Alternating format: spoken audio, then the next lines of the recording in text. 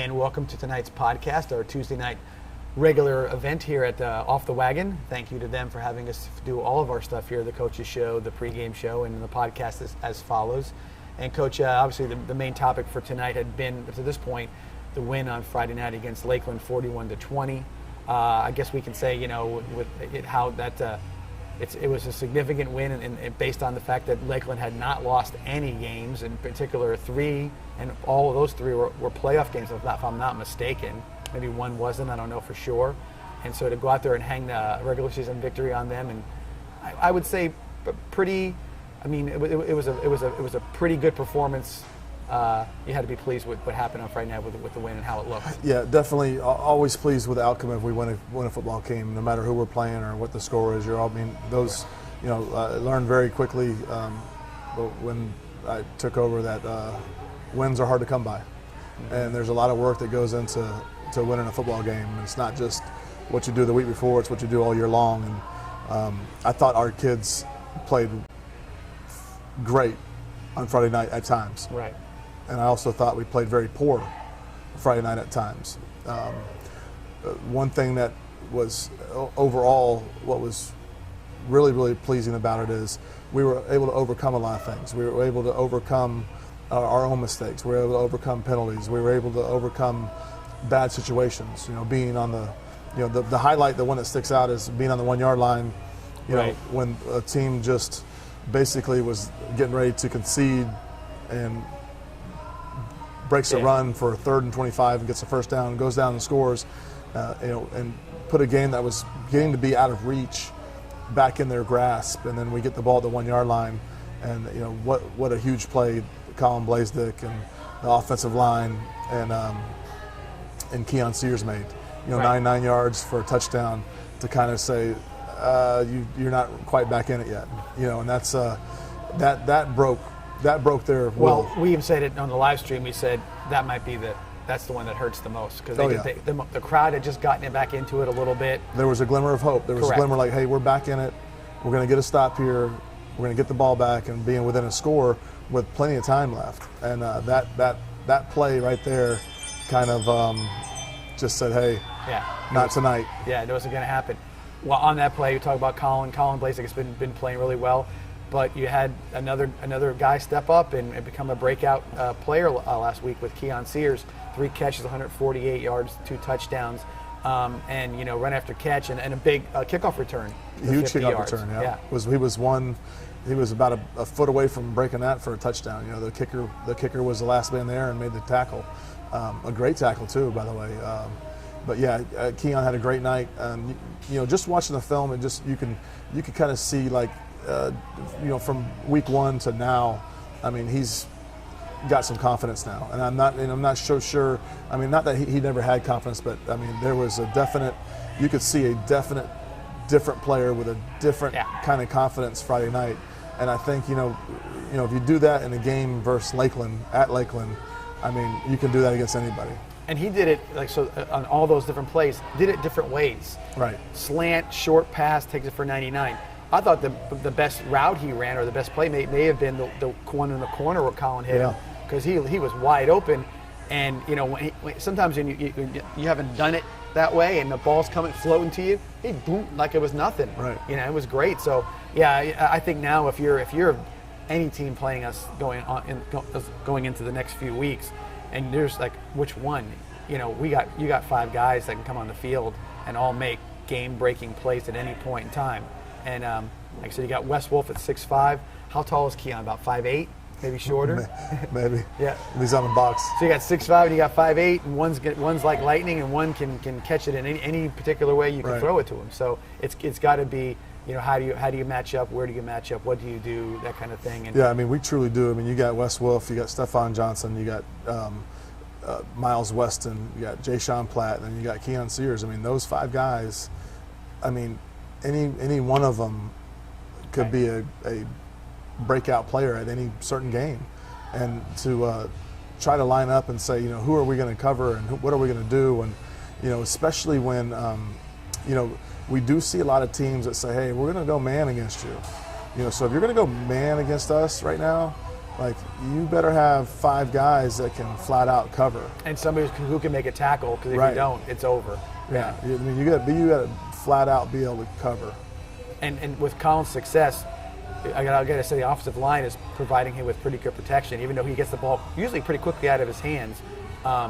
He's had time to hit those guys. We're definitely getting better in the offensive line, and that's one thing that we've been working on and harping on as our pass pro, and we got to be solid in that, because if that's going to be kind of our identity of putting the ball in our quarterback's hand and trying to find some ways to get our playmakers the ball, then we got to be really good in that aspect of the game. Well, Friday night you were 50-50.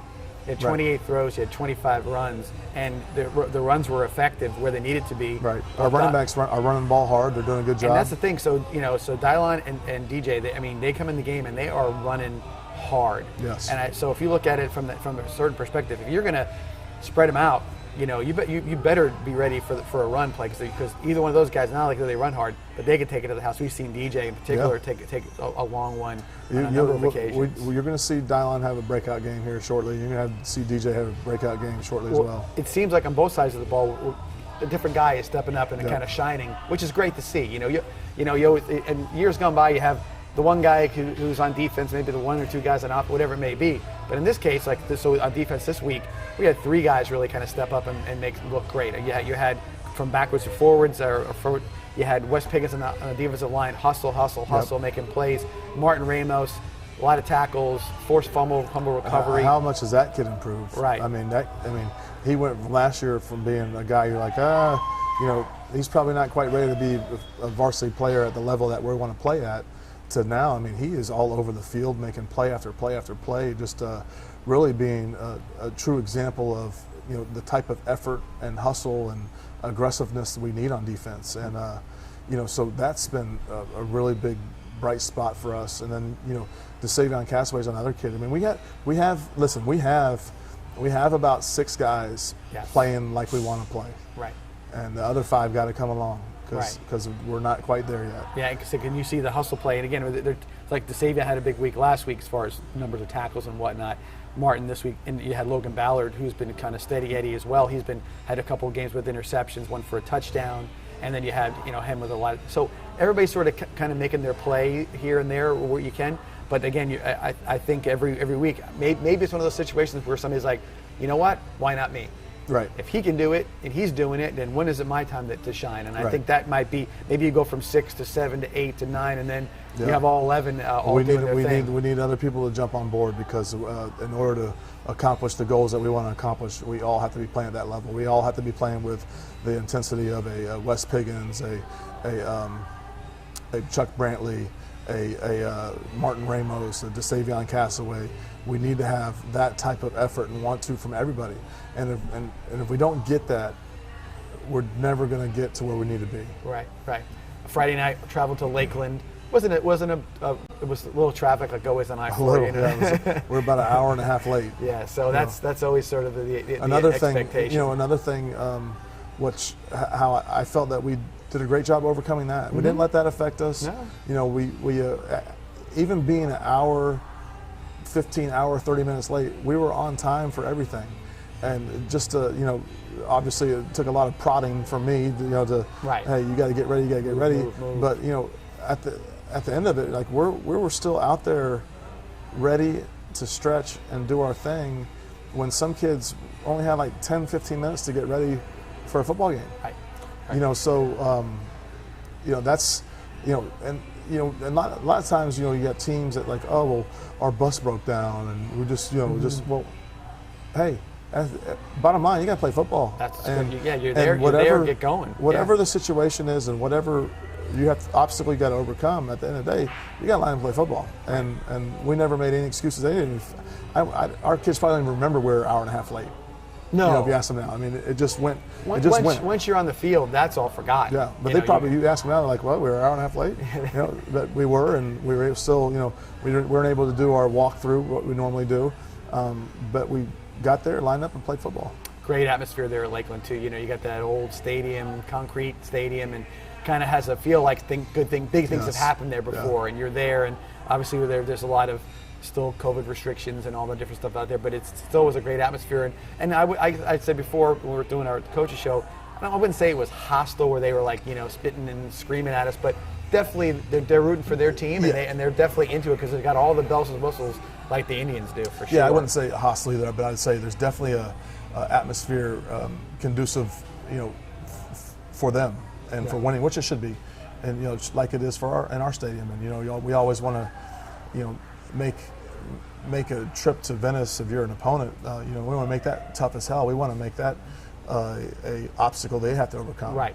Right. So and they do a good job of that there. They have the big ship that has the bells, and they're all dressed every in their third down you hear stuff. you hear the bell going off, and then every touchdown they got the cannon like us, and so it is a great atmosphere, and I always loved watching games there. Early on in my career, obviously Lakeland's a storied program and one of the best programs in the country. And, there's been a few nights that where we weren't where we're at as a program yet, and drive up there just to watch a playoff game and just to see the atmosphere and see kind of how they played, and it's very humbling and rewarding at the same time to as a young coach going and seeing that and want to get to that point and to actually going up there and beating them. Right. Yeah. Now beating them in a big game where everyone is they had all the bulletin board they needed for that game. Oh yeah. I mean, with Pinko's coming out and favoring us by 21 points. I mean, and all I heard all week was how can he favor Venice at all, let alone 21 points. And at the end of the night, it was 21 points. You're like, holy cow, how's this guy know? Someday we'll do a whole podcast on that guy. They didn't need. It's crazy. They had their ammunition. I mean, I can promise you that was posted in the locker room and it was being talked about. And I just hats off to our kids. I feel like there's one good thing about us.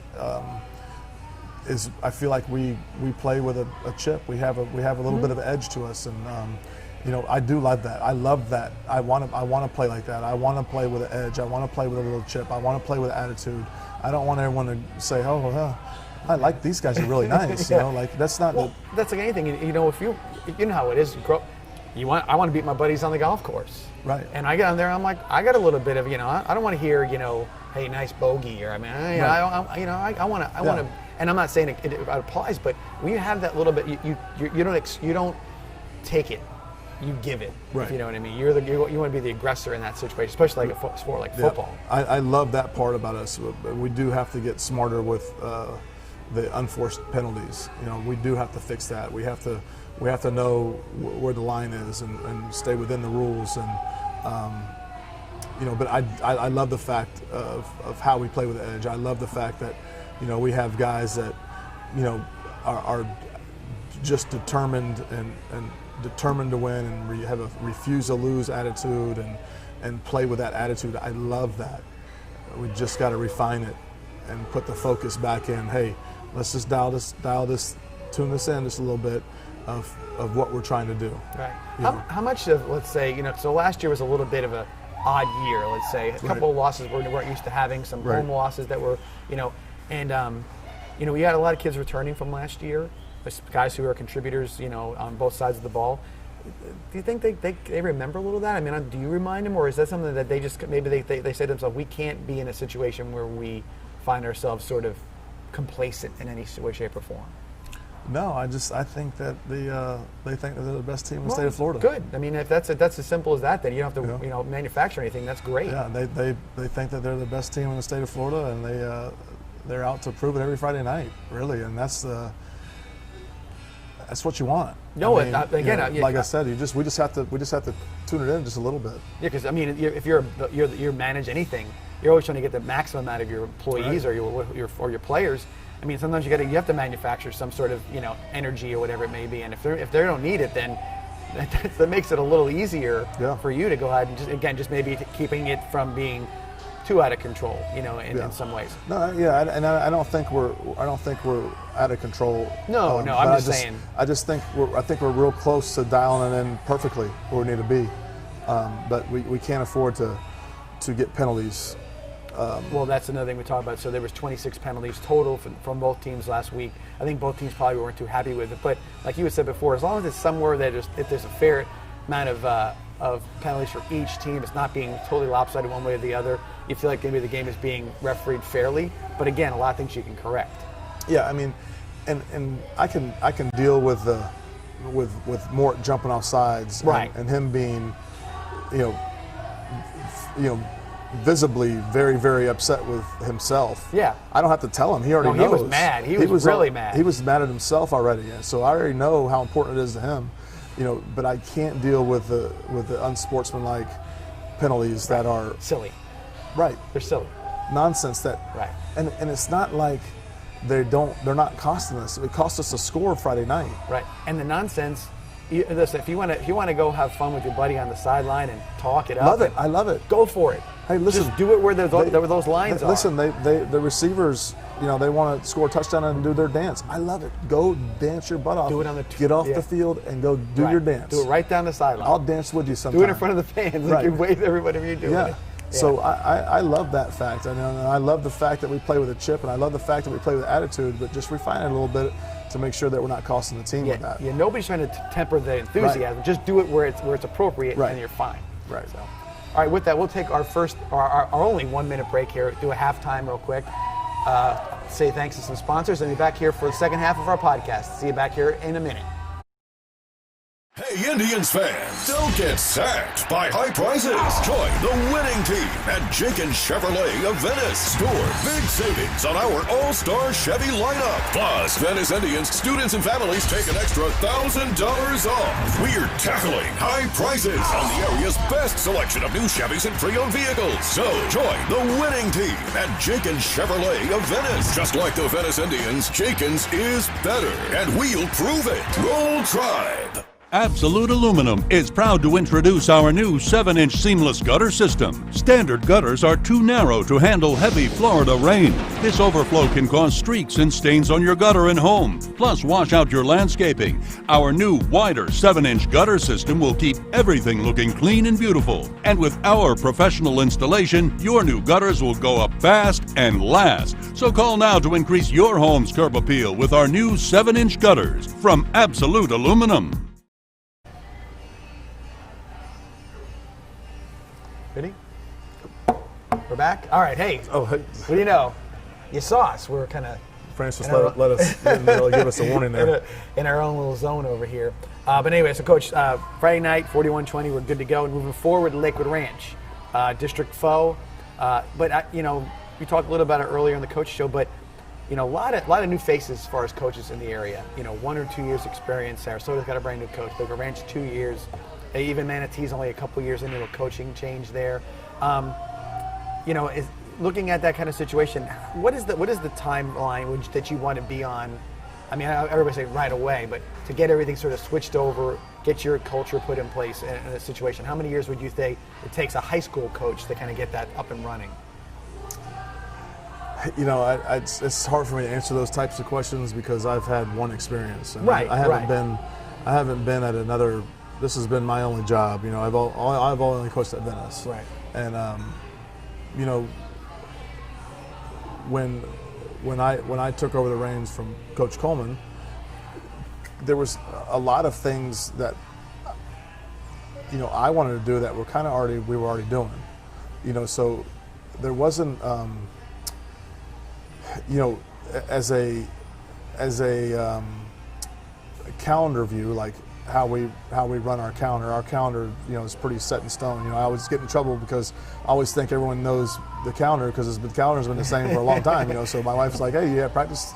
Are you guys having practice on you know, Memorial Day?" I'm like, "Have we had practice on Memorial Day for the last 13 years?" You know, like, yeah, it's the same. We are. Yeah. Hey, are you gonna? You know, are you practicing on Thanksgiving?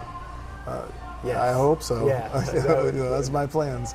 You know, so you know, I think as far as that goes, I mean, for me, when I took over the program, those were kind of things that were, you know, didn't need any tweaking. We were doing, we were doing that when it was being done right. Now, at a different program, you might come into a situation where nothing's been being done, not necessarily right or wrong, but there might not be to how you like it. What your expectations are going to be. Right.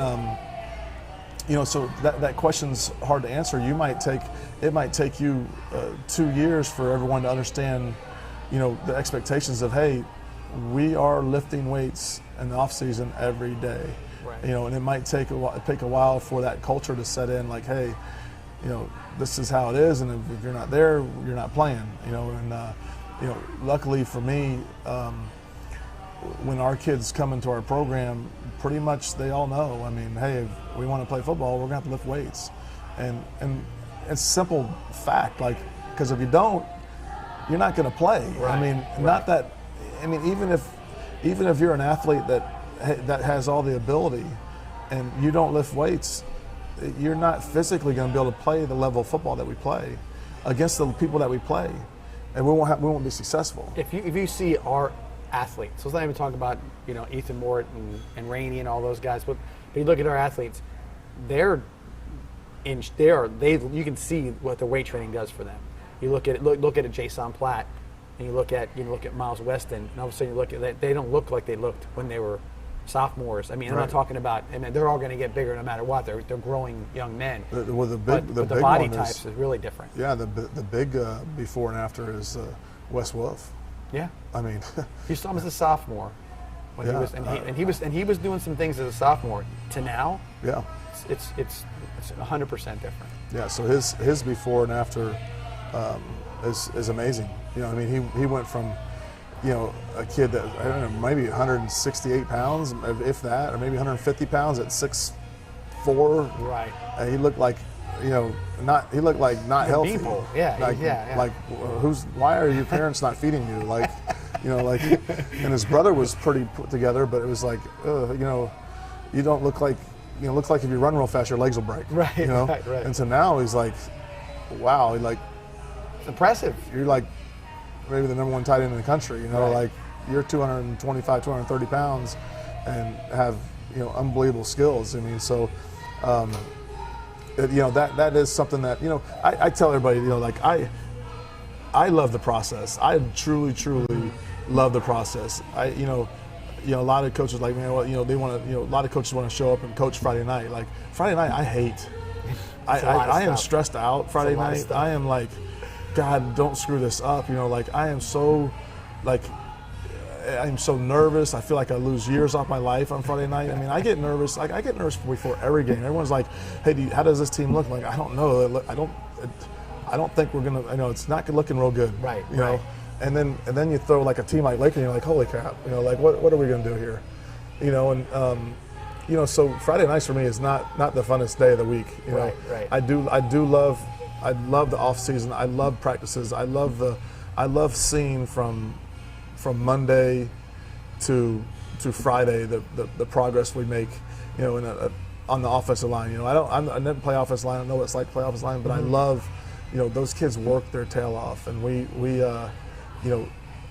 I respect those guys so much, and I coach them hard. Sometimes I'm too hard on them, but at the end of the day, I love to see where we start at the beginning of the week to Friday.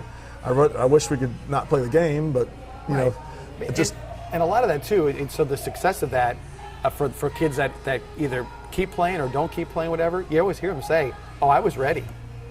Yeah. When I went to whatever school I went to, I was ready. There was no problem. I mean, they may not play, but they're ready for the process. Yeah. They knew, and they were still prepared to grow and work at it as well. They're ready to be coached hard. Right. We're going to coach the kids hard, and at the end of the day, though, we're going to let them know, hey, we care about you, we love you, and if we didn't, we wouldn't coach you hard. Right. Another, kind of like what you're saying. You got Aaron Hackett and these guys that, Hewitt, who are like, they're like the Mr. Off Season, and right. Josh, those guys. They really see when they get there, like, man, this is it. Like, got it. Yeah, I'm good. I'll be the leader of this group. Meaning their college, a Division I college. I'll be the leader of this. And another thing is my stepson Mikey went off to military. To the military. Yeah. And, one thing he told his mom, he said, Mom, you can tell, like, you can tell the difference of the kids that play football and the kids that don't. Like, it's bad. And like, he's like, my drill sergeant is nothing compared to Coach Shannon. So give you a kind of a feeling. Mikey's like, I thought Coach Shannon was going to kill me sometimes. Like I was scared for my life. So him to be able to take that and to say like, hey, really what he's saying is Coach Shannon helped me be successful. Right. He got me prepared for whatever it may be. Right. There's nothing that's going to faze me in this world because I had Coach Shannon. Right. And that is, again, so going back to the beginning of the conversation, that's the culture that's created. Right. So if you want to be part of this and you want to be successful at it or just be a part of it, you've got to immerse yourself into that culture. So going back to the first question, Coach West is at Lakewood Ranch. He's putting X's and O's in, and he's putting all the X's and O's in. Which comes first? I don't know. I think the first part comes first. Yeah. The culture comes first. All right, you got a question? All right, what's our question? We had a question from. All right. Is there anyone that you are looking to move up at the end of the JV and freshman season? Oh well. Is there anyone to move up from the JV and freshman team at the end of the season? Every year, right? You're looking to move somebody up. Well, this year we have our roster's full.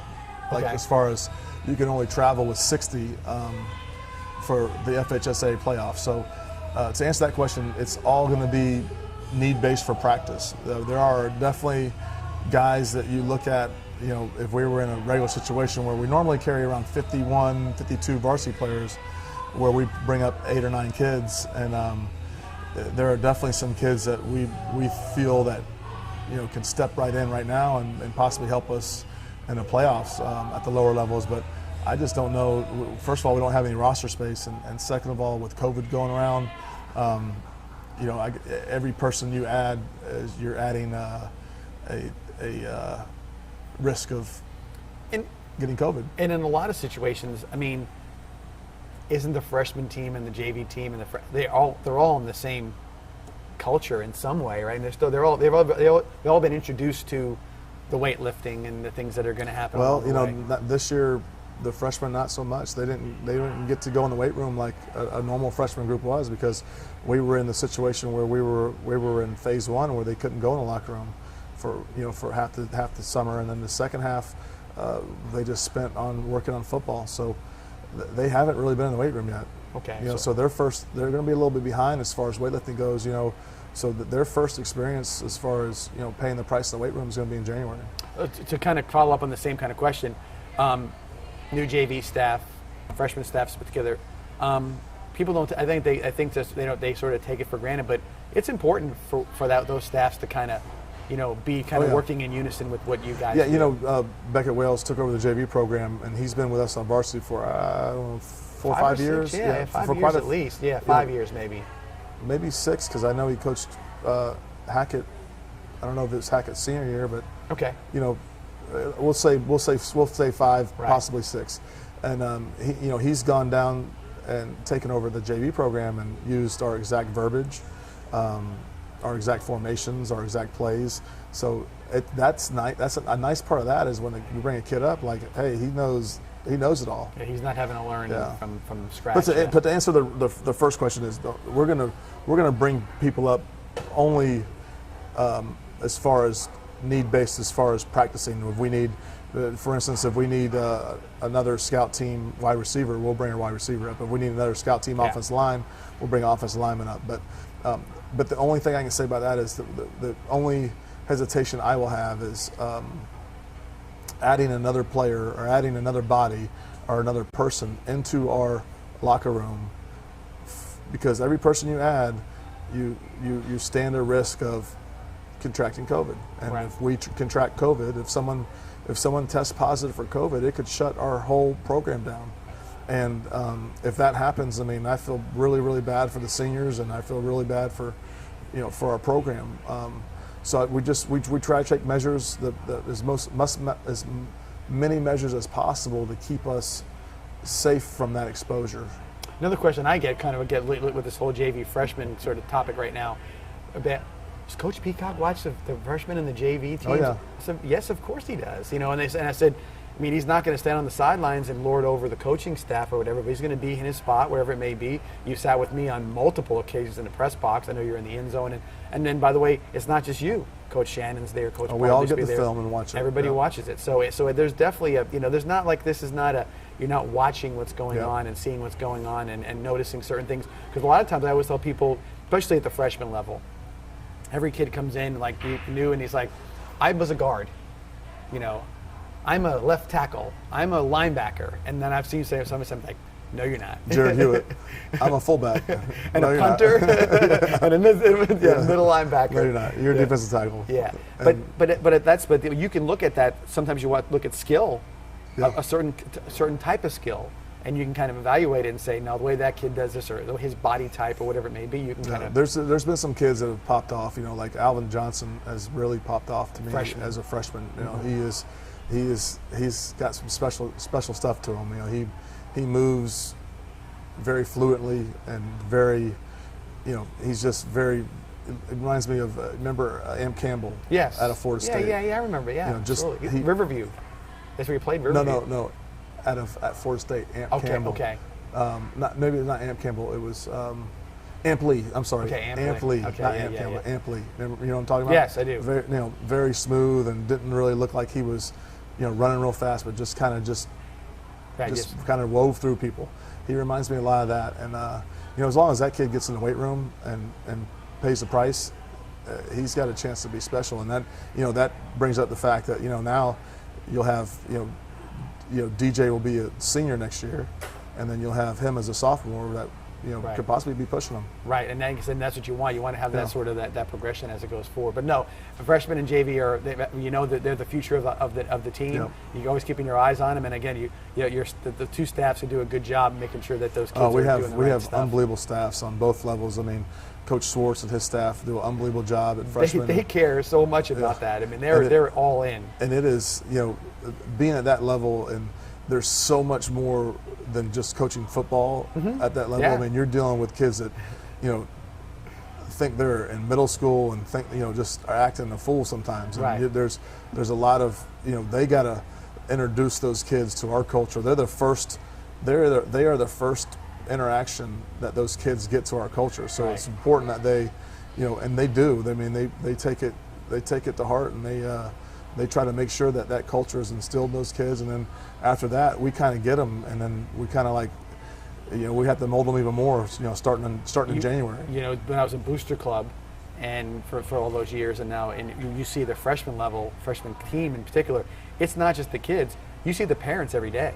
Yeah. Because they have to pick them up.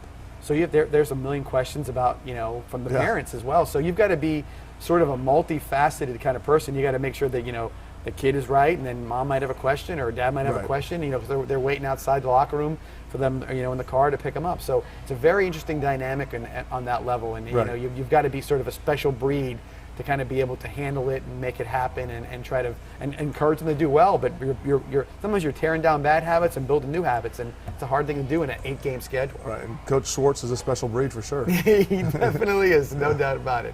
All right, well, our time flew. We're 35 minutes into this podcast already. So, again, thank you all for joining us tonight. Hopefully you get a little entertainment out of sort of our more casual conversation we have the podcast, as opposed to the more structured things that we do. And we do appreciate everybody out here. Again, we thank the guys from Vibrant Aspect Media, Josh and Francis, for getting this all set up and having a good production and looking at making us look good and sound good. Don't forget the live stream on Friday night if you can't make it to the game, or if you have any family that's across the country or wherever, let them know that they can watch their nephew or whatever play Friday night. You can get it on our website, VeniceIndianFootball.org, or any of our social media outlets.